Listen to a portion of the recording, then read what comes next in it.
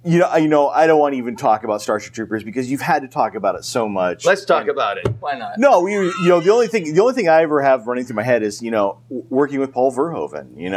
Yes, because he's an interesting dude to say the least. Every interview I've seen with him, or kind of print interview, or just hearing him talk, more blood. Yeah, get them all. The bugs. The bugs are coming. Yeah.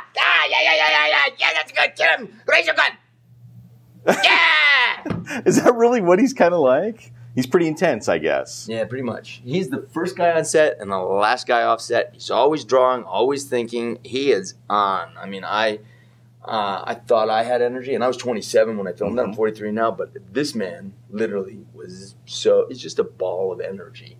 And I mean like kinetic, like fire cracking, lightning sparks, and really loud ball of energy. Yeah, that's cool because I always think about that. You always ask actors and actresses who's one did you like this experience? And obviously it was not a bad experience for you. I loved it. Did you have a good time with that? I loved every minute of it. I would sit there and go, okay, I got to remember this moment, and I got to go thank you, whoever. Yes,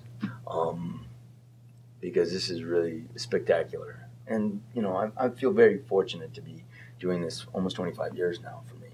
And so I still get paid. But during this time, I'm looking at this going, this is really something special. And I knew it. I could feel it then. I mean, I feel it often, even sometimes in some of the ones that later I go, I didn't really think that was that special. Because everybody else is telling me how not special it is. And I'm looking at the end result. Maybe not. But I still feel, I have so much fun doing this. And it's so exciting. But that film, it was extraordinary. We had so many memorable moments. We had so many... we had 1,400 extras on some days, and 30 actors, and 30 stunt guys, all in uniform, running around shooting. We shot more bullets than any other film had up until that point. I don't know if anybody surpassed us, because I remember one day, Paul Verhoeven, we'd been shooting, just shooting, blanks. You have so many people firing. You have like 60 people firing, and then you have the big guns firing, just days and weeks of firing. And then one day they fired all day, and we ran out of bullets because we're shooting on first unit and second unit, and we're shooting more than we're supposed to shoot. Just keep shooting. Just keep shooting.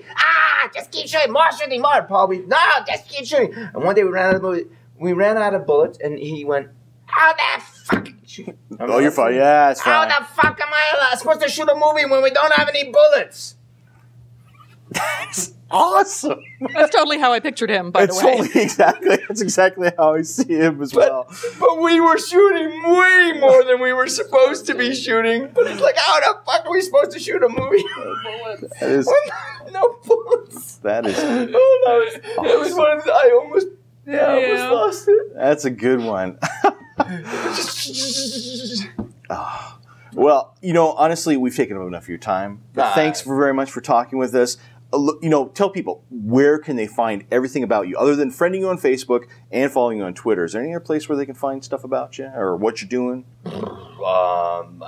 IMDb, but imdb.com. You don't have CasperVanDien.com? I did for a little bit, but I like Twitter and Facebook better. Okay. I'm having a blast in Twitter book. I'm like, whatever, with that CasperVanDien.com.